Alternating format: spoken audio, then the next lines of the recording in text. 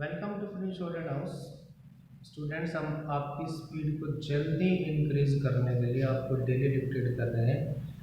हमारे YouTube channel free student house पे आपको एवरीडे प्रोग्रेसिव मैगजीन से मिलती है एक्सरसाइजेज 840 वर्ड। उसमें हम पहले डालते हैं 80 प्लस 100 की एक ही डिक्टेशन, एक ही हमारे चैनल पर मिलेगी। देन वही हम रिपीट करते हैं 120 और 140 एक ही आपको उसमें मिल जाएगी।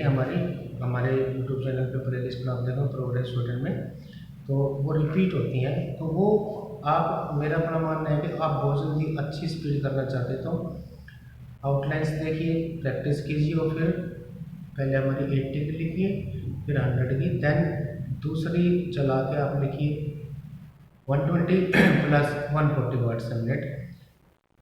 जल्दी ही आप 140 स्पीड को अचीव कर लेते हैं। तो आज हमारे डिक्टेशन नंबर 9 एंड 10 जो पहले डल चुकी है 80 प्लस 100, और अभी रिकॉर्ड हम कर रहे हैं 120 प्लस 140। तो आप ध्यान से लिखिए exercise number 9 and 10 progressive April 2021। Ready, start. Irrigation and power form the basis of the agricultural and industrial development of our country. After the droughts of the previous 2 years, no one in India needs any reminder about the vital importance of irrigation. There is also no doubt that electricity will always be a basic element in any formula for progress. The drought has also proved that electricity is an input for agriculture.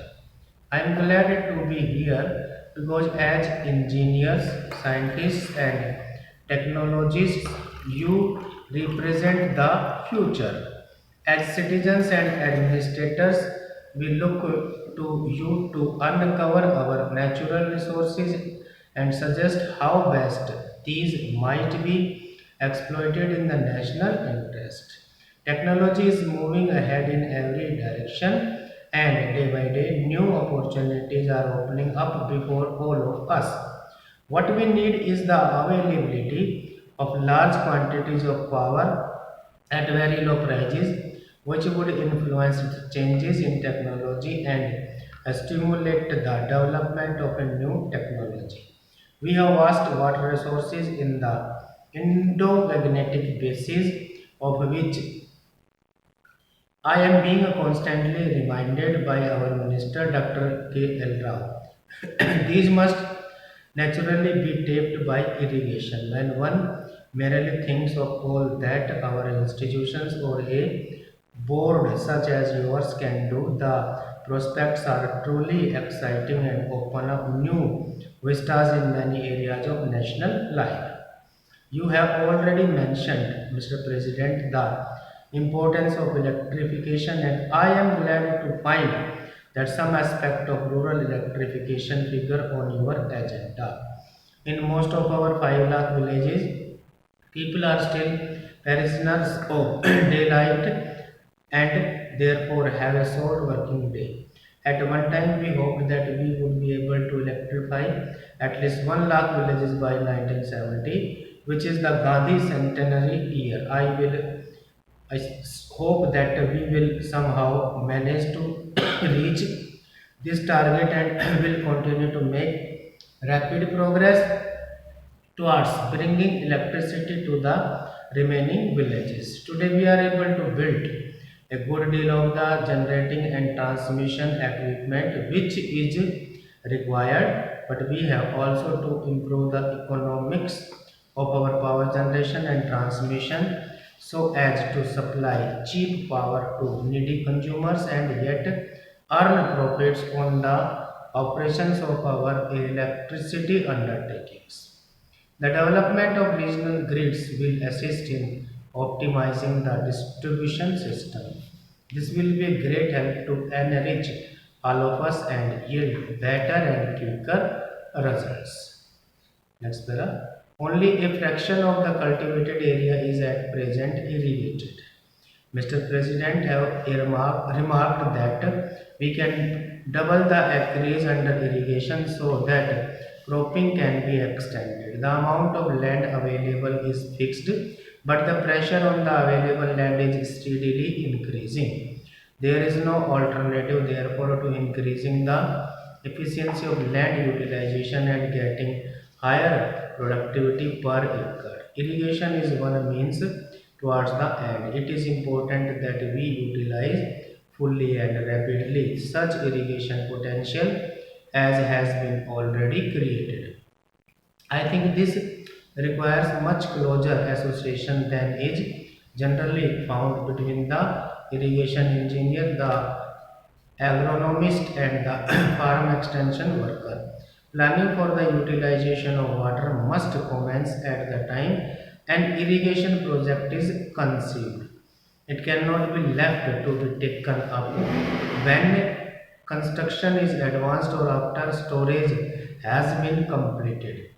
I have been heartened to hear of the good work which has been done in the Kosi area. This might well be model along with some others to be studied with advantage. India already has what is said to be the largest irrigation system in the world. But I am told that our water management system could be greatly improved. Irrigation can be wasteful and irrigation without drainage can cause damage.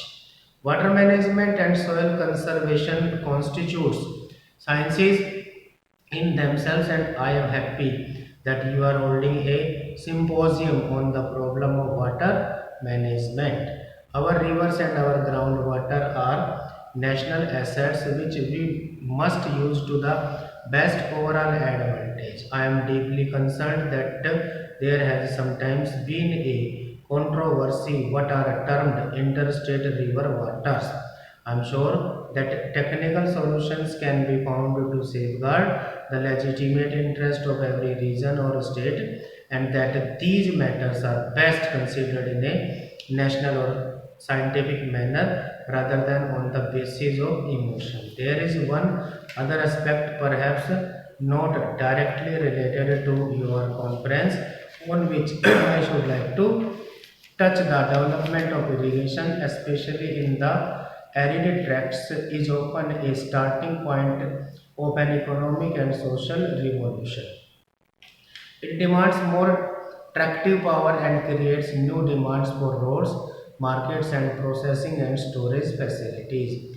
The stimulus which irrigation provides to agriculture also generates new and additional incomes, much of which are invested in the facilities earlier described. A part of it also goes into village improvement schemes, the renovation of modernization of individual homes, the paving of streets, the digging of wells, and so on. I believe this kind of development offers an unrivaled opportunity to promote a new village movement. Stop and repeat 140 words a minute.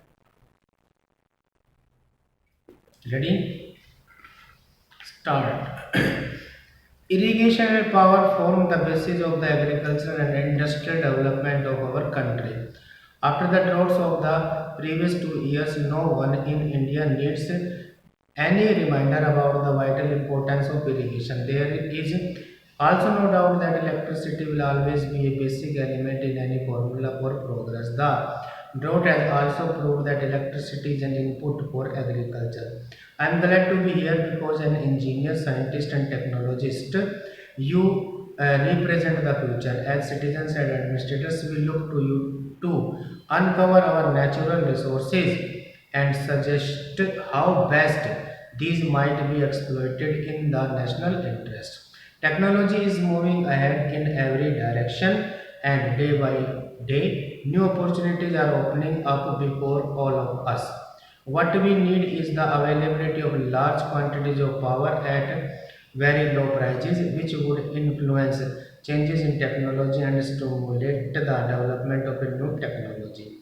We have vast water resources in the Indo-Gangetic basin of which I am being constantly reminded by our Minister Dr. K. L. Rao. These must naturally be tapped for irrigation. When one merely thinks of all that our institutions or abroad, such as yours, can do, the prospects are truly exciting and open up new vistas in many areas of national life. You have already mentioned, Mr. President, the importance of electrification, and I am glad to find that some aspect of rural electrification figure on your agenda.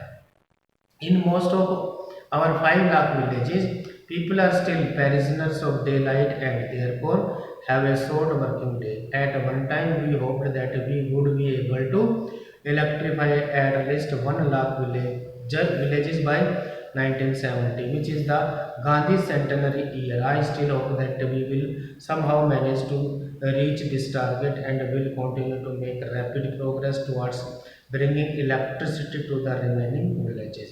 Today we are able to build a good deal of the generating and transmission equipment which is required, but we have also to improve the economics of our power generation and transmission so as to supply cheap power to needy consumers and yet earn profits on the operations of our electricity undertakings. The development of regional grids will assist in optimizing the distribution system.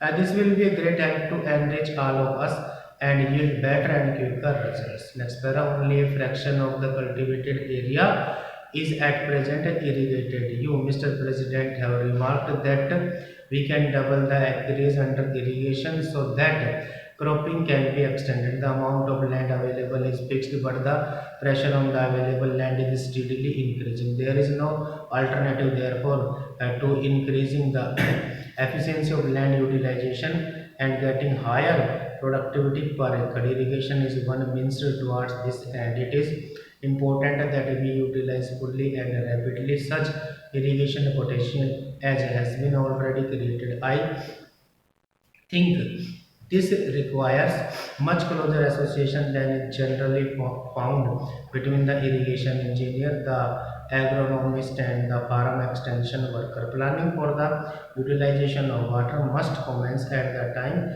an irrigation project is conceived.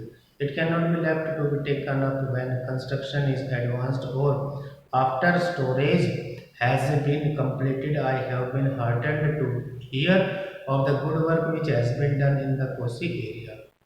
This might well be a model along with some others to be studied with advantage. India already has what is said to be the largest irrigation system in the world, but I am told that our water management system could be greatly improved. Irrigation can be wasteful, and irrigation without drainage can cause damage. Water management and soil conservation constitute sciences in themselves, and I am happy that you are holding a symposium on the problem of water management. Our rivers and our groundwater are national assets which we must use to the best overall advantage. I am deeply concerned that there has sometimes been a controversy over what are termed interstate river waters. I am sure that technical solutions can be found to safeguard the legitimate interest of every region or state, and that these matters are best considered in a rational and scientific manner rather than on the basis of emotion. There is one other aspect, perhaps not directly related to your conference, on which I should like to touch.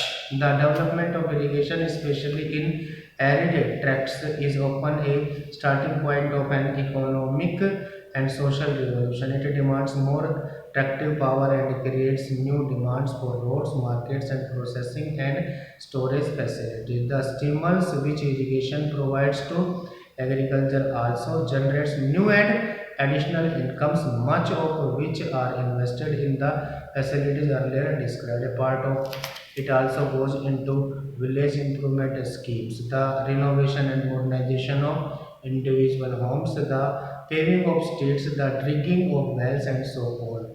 I believe this kind of development offers an unrivaled opportunity to promote a new village movement. Stop.